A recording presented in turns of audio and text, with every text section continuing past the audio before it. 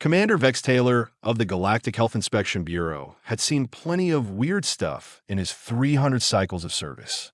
He'd witnessed the self-combusting Zarathians, documented the mellow wax who literally melted when stressed, and even survived an encounter with the infamous bubble people of Sector 9.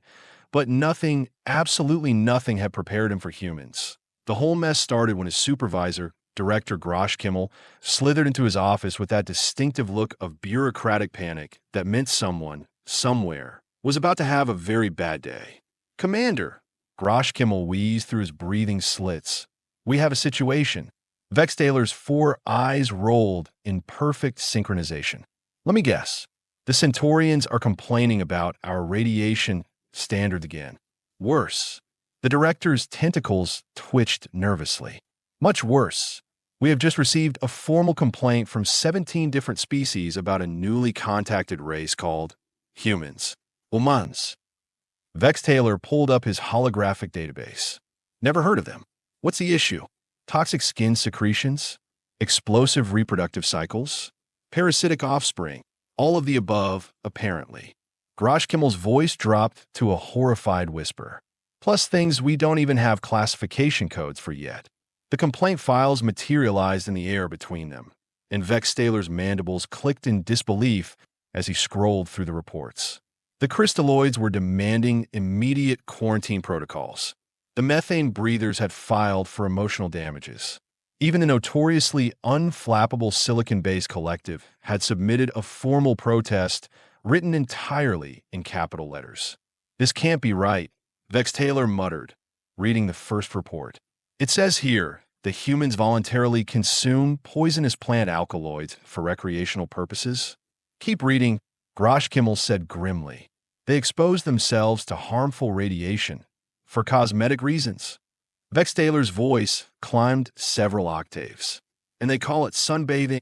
"Commander, I'm assigning you to personally investigate this species. Full biological assessment, cultural analysis, and threat evaluation. The Council wants answers, and they want them yesterday." 2 rotations later, Vex-Talar found himself aboard the exploration vessel Prudent Caution, heading toward a small blue-green planet in what humans apparently called the solar system. His crew consisted of Dr. Clix 9, the Bureau's top xenobiologist, and Lieutenant Yorp, whose primary qualification was an impressive ability to run very, very fast when things went wrong.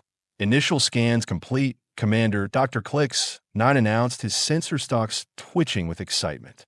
"The planet's surface is 71% dihydrogen monoxide in liquid form. Liquid water, Vex-Talar hydrid, the universal solvent, and they live on this death trap. It gets worse, sir. The atmosphere contains 21% oxygen." Lieutenant Yorp's scales turned pale yellow. "Oxygen? The stuff that makes things explode. The very same. And according to these readings, the humans not only breathe it, they require it for survival. Furthermore, they have somehow evolved to use controlled combustion reactions within their cellular structure to generate energy." Vex-Talar stared at his science officer. "You're telling me these creatures are literally burning themselves alive from the inside, every second of every day, just to stay conscious?" "Correct, Commander.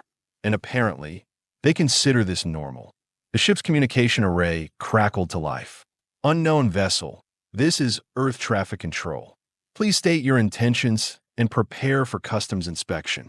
Vex-Talar activated the universal translator and responded with what he hoped was diplomatic courtesy. "Greetings, Earth Traffic Control. This is Commander Vex-Talar of the Galactic Health Inspection Bureau.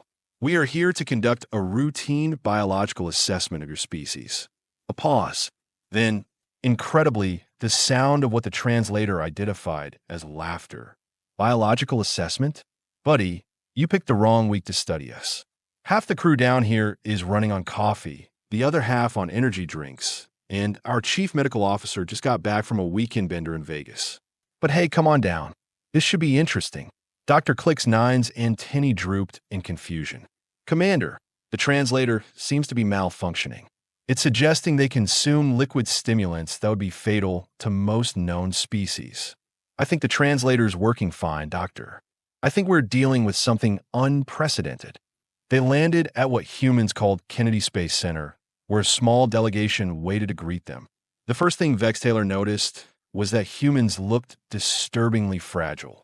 No natural armor, no obvious weapons, no protective scales or exoskeletons. Just pale, pink creatures wrapped in artificial coverings. The second thing he noticed was that one of them was casually sipping from a container while smoking a burning plant tube, simultaneously poisoning himself in two different ways. "Welcome to Earth," announced the apparent leader, a female who introduced herself as Dr. Rebecca Martinez, Chief of Xenobiology. "Sorry about the chaos. We weren't expecting visitors, and frankly, most of us thought first contact would involve more dramatic music and special effects." Vex-Talar exchanged glances with his crew. "Dr. Martinez, we have received concerning reports about human biology. Specifically, allegations that your species engages in behaviors that would be considered suicidal by galactic standards." Dr. Martinez's facial features rearranged themselves in what the cultural database identified as a smile. "Oh, you mean Tuesday? Yeah, that was just a normal day. Wait until you see what we do on weekends. Perhaps we could start with something simple." Dr. Clicks 9 interjected nervously. "Could you explain your species' relationship with ethyl alcohol? You mean booze?" Dr. Martinez's smile widened. "Sure thing. Follow me to the cafeteria. It's happy hour somewhere, right?" The human cafeteria was a chamber of horrors disguised as a social gathering space. Vex-Talar watched in fascination and terror as humans casually consumed substances that should have killed them instantly. Coffee that would strip paint from a hull. Spices that registered as chemical weapons on his scanner. Something called hot sauce that made his hazmat detector start screaming. "See, the thing about humans," Dr. Martinez explained while adding what appeared to be liquid fire to her food, "is that we are basically walking chemical processing plants. Our ancestors survived by eating anything that didn't immediately kill them. And after a few million years of that, we developed some pretty impressive tolerances." A young male human approached their table, carrying a beverage that glowed faintly green. Vex-Talar's medical scanner immediately began flashing red warnings. "Hey, Doc," the human said cheerfully. "Want to try my new energy drink recipe? It's got caffeine, taurine, guarana, and just a splash of that experimental pre-workout supplement from the lab." Dr. Martinez examined the concoction with professional interest. "How many milligrams of caffeine are we talking about here, Jake?" "About 800 per serving. Maybe 900. I lost count after the third scoop." Lieutenant Yorp made a strangled noise.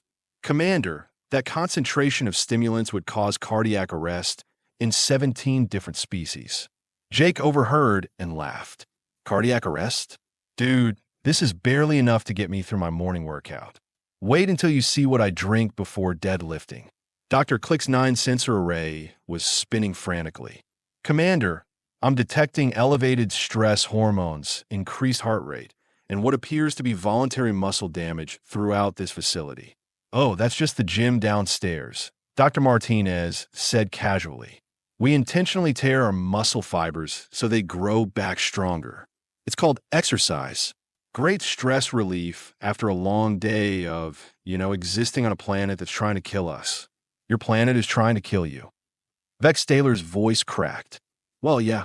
Earthquakes, hurricanes, tornadoes, tsunamis, volcanic eruptions, asteroid impacts, solar radiation, cosmic rays, bacterial infections, viral pandemics, food poisoning, allergic reactions, cancer, heart disease, and about a million other things that can end you at any moment." Dr. Martinez shrugged. "So we figured, why not have some fun while we are here?" She gestured toward a wall display showing humans engaged in various activities. Vex-Talar's 4 eyes widened as he processed the images. Humans throwing themselves out of perfectly functional aircraft. Humans deliberately descending into deep water where they couldn't breathe. Humans strapping explosive devices to their feet and launching themselves off mountains. "These are recreational activities?" he whispered. "Extreme sports, baby," Jake exclaimed, downing his radioactive beverage in one gulp. "Life's too short to play it safe. Besides, the adrenaline rush is incredible." "Adrenaline?" Dr. Click's 9's voice was faint. Oh, that's our natural combat stimulant, Dr. Martinez explained helpfully.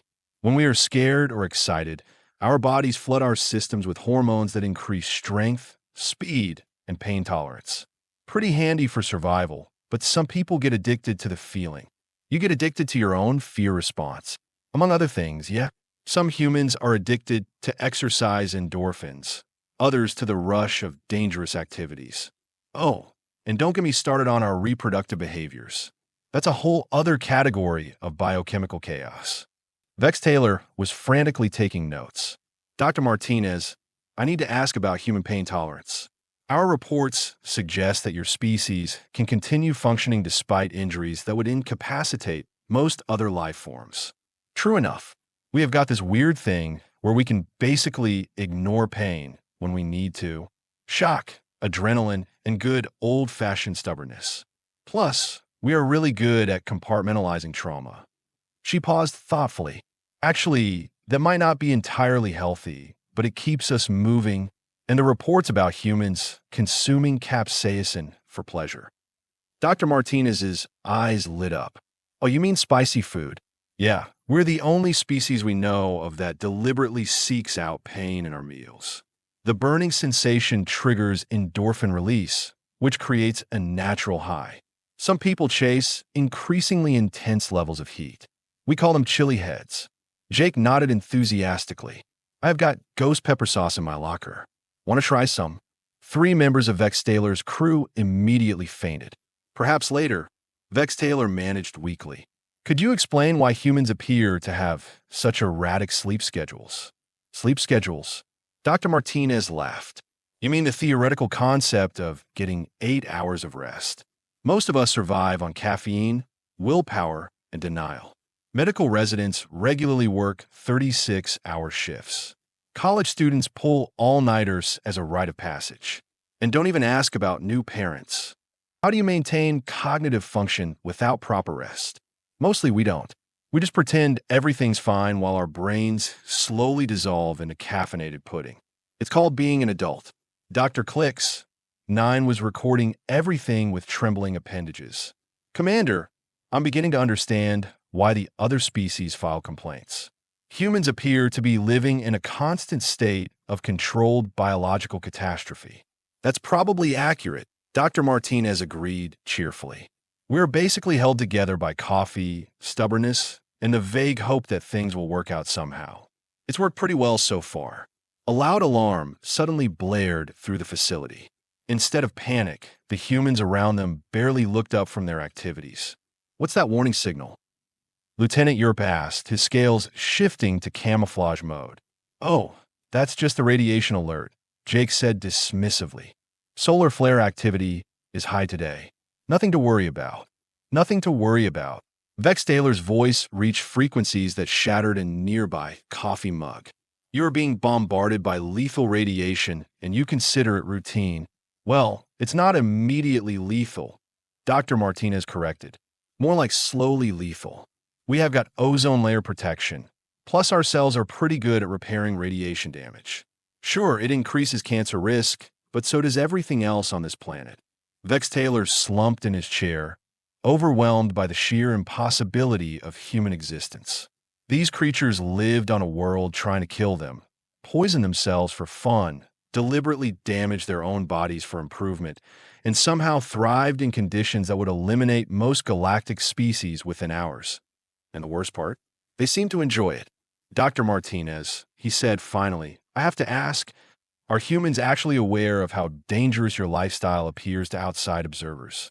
She considered the question seriously. Oh, absolutely. We know we are basically biological impossibilities held together by stubbornness and good luck. But here's the thing, Commander. What's the alternative? We could play it safe, avoid all risks, eliminate every possible danger. And what kind of life would that be? A longer one. Dr. Clicks, 9, suggested hopefully. Maybe, but probably not nearly as interesting. As if summoned by the conversation, another human approached their table. This one appeared to be covered in colorful markings and metal piercings. Hey everyone, she said brightly. I just got back from my mountain climbing expedition. Check out these frostbite scars. Aren't they cool? Vex-Talar's medical scanner began smoking. The investigation was far from over, but already he knew that his report would require an entirely new classification system. Humans weren't just biologically unusual. They were actively, enthusiastically, and creatively trying to push the boundaries of what their species could survive. And somehow, impossibly, it was working. The next morning, Vex-Talar woke up in what humans call the guest quarters, feeling like he'd been trampled by a herd of band of slugs.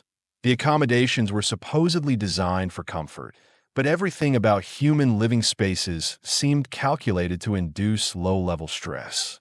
The gravity was wrong. The air pressure made his gills ache, and something called air conditioning created a constant background hum that prevented proper rest cycles, the doctor.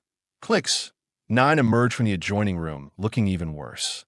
His normally vibrant purple coloration had faded to a sickly lavender, and his sensor stalks drooped like wilted flowers. "Commander," he wheezed, "I have been analyzing the atmospheric samples from yesterday's investigation. The concentration of volatile organic compounds in that cafeteria would qualify as a chemical weapons depot on most civilized worlds. And yet the humans were practically bathing in it." Vex-Talar muttered, reviewing his notes from the previous day. "Lieutenant Yorp, status report." A muffled groan emerged from what appeared to be a pile of bedding in the corner. "Still alive, sir?" "Barely. The human named Jake offered me something called breakfast this morning. It contained processed meat products, fried tubers, and liquid sugar. I'm pretty sure it violated at least 3 articles of the Geneva Conventions." A cheerful knock interrupted their morning misery. Dr. Martinez entered carrying a steaming container and wearing what humans inexplicably called a smile, despite having just witnessed alien visitors in obvious distress. "Good morning, everyone. How did you sleep?" She paused, taking in their collective appearance. "Oh dear, you look like you got hit by a truck." "What's a truck?" Dr. Clicks, 9 asked weakly. "Large metal vehicle, weighs several tons, moves at high velocity. We use them to transport goods and occasionally to describe how we feel after poor life choices." She held up her container. "Coffee." All 3 aliens immediately scrambled backward. "Keep that poison away from us." Vex-Talar faute dire. Martinez laughed, a sound that the universal translator struggled to categorize somewhere between musical expression and warning call. "Right, forgot you're not adapted to stimulants. How about we continue yesterday's tour? I thought you might want to see our medical facilities." The human hospital was a testament to the species' remarkable ability to create solutions for problems they'd created themselves. Vex-Talar watched in amazement as medical personnel casually handled substances that would require full hazmat protocols on any civilized world. "This is our emergency room," Dr. Martinez explained, leading them past a series of treatment bays. "We see everything from heart attacks caused by energy drink overdoses to injuries from what we call extreme sports." In the first bay, a young human was being treated for what the medical chart labeled skateboarding mishap. The patient had apparently launched himself off a concrete structure at high velocity with only 4 small wheels attached to a wooden board for protection. "Standard procedure," the attending physician, Dr. Kevin Thompson, explained casually. "Broken wrist, mild concussion, and road rash. He'll be back to skating in 6 weeks, probably attempting the same stunt that landed him here. You're going to let him repeat the activity that caused the injury." Lieutenant Yorp's voice cracked. "Can't stop him. It's called freedom and personal choice. Besides, these kids heal fast. Amazing regenerativa capabilities, humans. Bounce back from almost anything." The next patient had overdosed on pre-workout supplements while attempting to lift weights that exceeded his body mass by a factor of 3. The one after that had given herself food poisoning by eating what she called sketchy sushi from a gas station. Dr. Thompson, Vex-Talar, said carefully, "Do humans actively seek out dangerous situations, or are these isolated incidents?" The doctor's facial expression rearranged itself into what the cultural database identified as grim amusement. "Commander, let me show you our weekend intake statistics." The holographic display that materialized made Dr. Click's 9's antennae curl in horror. Alcohol poisoning, extreme sports injuries, food-related poisoning, exhaustion from voluntary sleep deprivation, and something called sunburn from deliberately exposing unprotected skin to radiation. This is just Saturday night, Dr. Thompson explained. Friday and Sunday are usually worse. How has your species survived long enough to develop space travel? Vex-Talar asked in genuine bewilderment. Sheer bloody-minded stubbornness, mostly. Plus, we reproduce fast and early. Nature's way of compensating for our tendency to do incredibly stupid things. Dr. Thompson checked his watch. Speaking of which, I need to prep for incoming trauma. There's a marathon happening downtown. Marathon, long-distance foot race. 26.2 miles of voluntary suffering. Participants often collapse from dehydration, heat exhaustion, or simple physical breakdown. We staff extra medical teams just to keep people alive long enough to finish. Dr. Martinez nodded enthusiastically. I ran my first marathon last year. Threw up twice, cramped so bad I could barely walk, and swore I'd never do it again. Already signed up for next year's race. What? The question escaped from all three aliens simultaneously. Because it was awesome. The pain, the challenge, the endorphin rush when you cross the finish line, there's nothing like it. Humans are endurance predators, Commander. We evolved to chase prey until it literally died of exhaustion. Running until it hurts is basically our genetic programming. They were interrupted by alarms blaring throughout the hospital. Instead of the organized panic Vex-Talar expected, the humans moved with practiced efficiency toward what appeared to be an extremely dangerous situation. Mass casualty event, Dr. Thompson announced, pulling on protective gear. Food truck festival. Someone tried deep frying butter again. Deep frying butter. Dr. Click's 9's translator seemed to struggle with the concept. State fair food, Dr. Martinez explained, as if this clarified anything. Humans will deep fry literally anything if you give us hot oil and enough time. Butter, ice cream, candy bars, even beer. We are very creative when it comes to finding new ways to consume dangerous amounts of fat and sugar. The emergency patients began arriving, and Vex-Talar watched in fascination as humans who had voluntarily consumed foods that violated several laws of biochemistry were treated with professional competence and barely concealed amusement. Third deep-fried Twinkie overdose this month, one nurse commented to another. At least it's not another Ghost Pepper Challenge casualty, came the reply.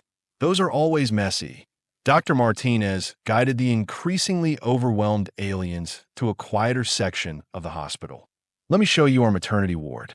That might restore your faith in human survival instincts. The maternity ward was filled with tiny humans in various stages of development. Vex-Talar's scanner immediately began detecting anomalies. Dr. Martinez, he said slowly, your offspring appear to be completely helpless. Oh, they are. Human babies are basically premature by galactic standards.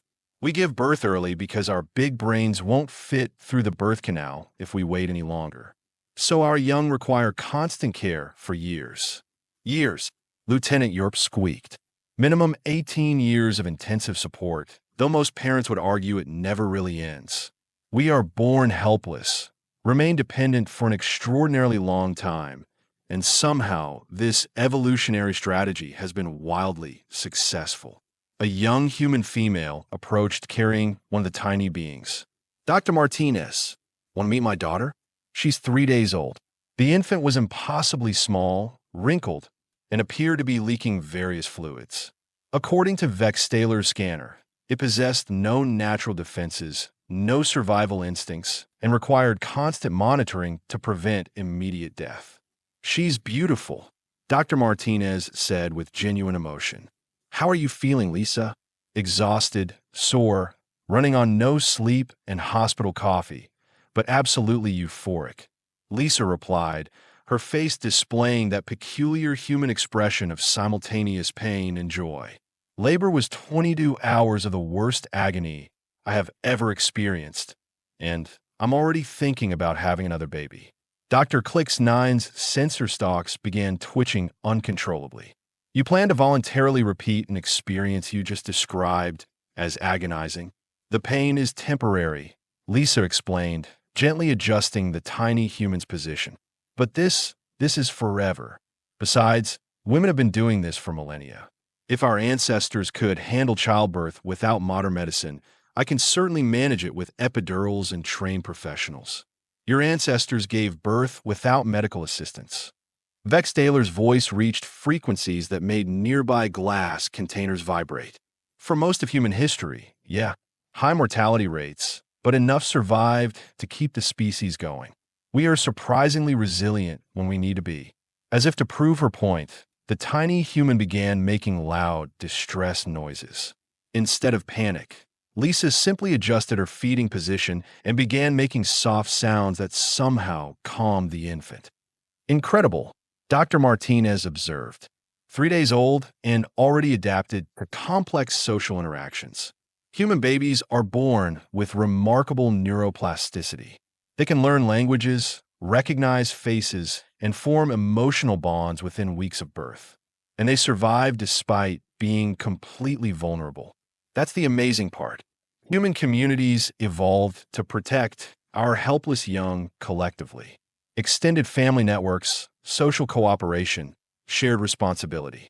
Our weakness became our strength. A commotion in the hallway interrupted their conversation. A group of humans was wheeling in someone on a transport gurney, all talking excitedly at once. What happened this time? Dr. Thompson called out. Base jumping accident, came the reply. Parachute opened late, but he stuck the landing in the lake. Wants to know if he can try again tomorrow. The patient, despite obvious injuries, was conscious and apparently arguing with the medical staff about discharge procedures. Come on, doc, it's just a dislocated shoulder and some bruised ribs. I have had worse. You literally fell from 1,000 feet, Dr. Thompson pointed out. Yeah, but I didn't die. That's got to count for something, right? Vex-Talar turned to Dr. Martinez with desperation in his 4 eyes. Is there anything humans won't do in the name of recreation? She considered the question seriously. Well, we have never tried recreational exposure to hard vacuum. Give us time, though. Someone will probably figure out how to make it fun. The investigation continued for 3 more days, during which Vex-Talar documented human behaviors that defied every known principle of biological survival. He observed humans consuming fermented plant matter that impaired cognitive function for entertainment. He witnessed individuals deliberately exposing themselves to freezing temperatures while wearing minimal clothing because it was invigorating. He recorded evidence of humans injecting foreign substances under their skin for purely aesthetic purposes. Most disturbing of all, he discovered that humans had developed something called social media, which allowed them to share their most dangerous activities with other humans, inspiring competitive stupidity on a planetary scale that on their final day, Dr. Martinez took them to observe what she called a typical Friday night. The location was something humans called a nightclub, where hundreds of young humans had gathered to consume alcohol, expose themselves to dangerously loud audio frequencies, and engage in what appear to be ritualized mating displays. This is how you reproduce.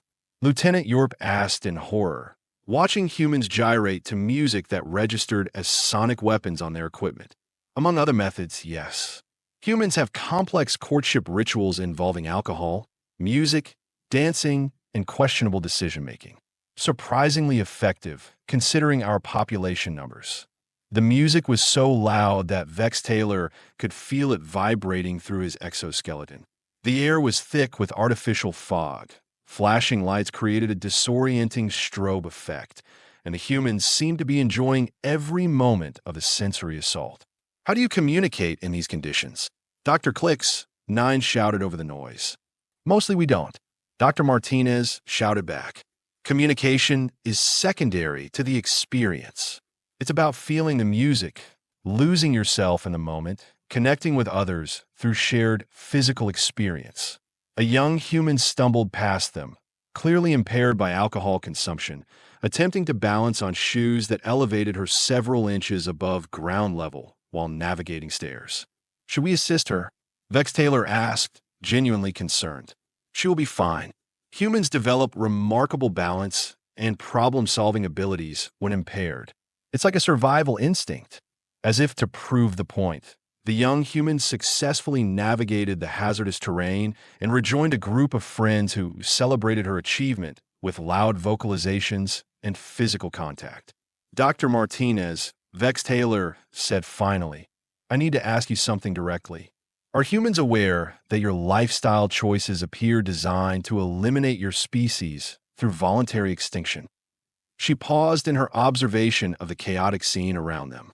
"Commander, can I tell you something about humanity?" "Please do. We know we are fragile. We know we are vulnerable. We know that literally everything in the universe is trying to kill us, from cosmic radiation to our own bad decisions. But here's the thing. We decided a long time ago that survival isn't enough." She gestured toward the crowded dance floor, where humans continued their apparently suicidal celebration. Every species in the galaxy has figured out how to survive, how to play it safe, minimize risks, extend lifespans, avoid unnecessary dangers. And that's fine, that's logical, that's smart. Her voice grew more intense. But we didn't want to just survive. We wanted to live, even if it kills you, especially if it might kill us. Because the alternative is existing without truly being alive. We'd rather burn bright for a short time than flicker dimly forever. Vex-Talar stared at her, finally beginning to understand something fundamental about human nature. Every dangerous thing we do, every risk we take, every stupid challenge we accept, it's not because we don't understand the dangers. It's because we have decided that a life without risk, without challenge, without the possibility of failure, isn't worth living. The music swelled around them. Humans continued their hazardous mating rituals, and somewhere in the crowd, someone was probably doing something that would send them to the hospital tomorrow. So yes, Commander, we know exactly how dangerous we are to ourselves, and we have decided we are okay with that. 3 weeks later, Vex-Talar submitted his report to the Galactic Health Inspection Bureau. It was the longest document in the organization's history, requiring the creation of 17 new classification categories and a special addendum titled Species Exhibiting Voluntary Biological Hazard Behaviors for Recreational Purposes. His final recommendation was simple. Humans represent no threat to galactic health standards because they are primarily a threat to themselves. However, I strongly advise against any attempt to regulate or modify human behavior. Their apparent biological impossibility may be the key to their success as a species. Any other observations, Commander? Director Groshkimmel asked, reviewing the report that Vex-Talar considered his response carefully. "Just one, sir. I'm requesting extended leave." "Extended leave?